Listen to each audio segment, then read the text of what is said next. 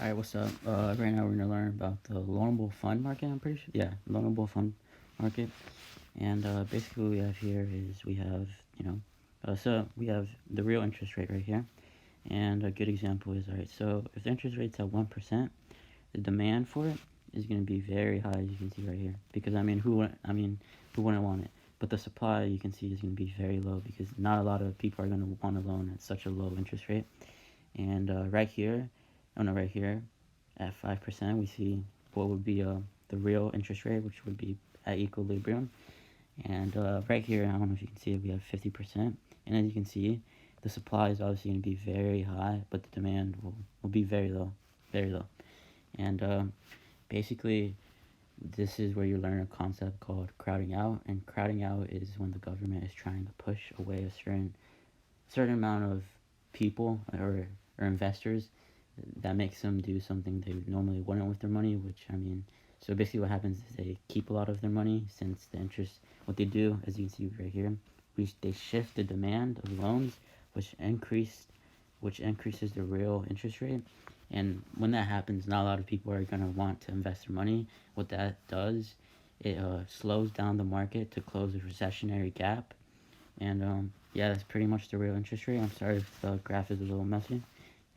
Kind of lost my little pen from my iPad, but yeah, that's about all for the loanable funds market.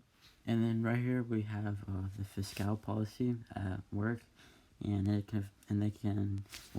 when that happens, we can determine, or we know that they control the taxes and as well as the government spending, as we see right here.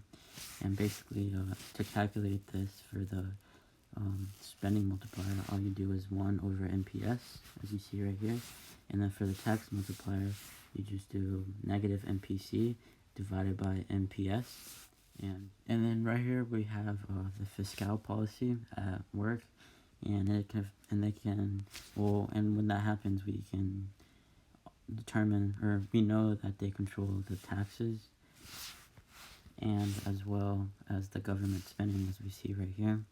And basically, to calculate this for the spending multiplier, all you do is 1 over NPS, as you see right here. And then for the tax multiplier, you just do negative NPC divided by NPS. And alright, so if I have this right, I think the fiscal policy is basically just our own government demanding money from its own sources and economy, I guess. And the ways they can do this or the way they increase their spending would be they could increase taxes, right? Or they take their own debt, and I think when you buy things such as bonds and treasuries from the government, this applies to it. And then the government takes this money and then they increase their spending, which at the same time also increases our debt. And as we mentioned, essentially what this does is it shifts the aggregate demand to the right, as you can see, causing our real GDP to increase. And the monetary policy, which we learned about earlier, I think that's more of they do that by printing more money. Both the fiscal policy, they do that by using things in their own economy, such as like debt, like increasing debt would also increase their spending, and vice versa. I think with this, they can also shift it to the left by decreasing keeping taxes the same. Keeping taxes the same.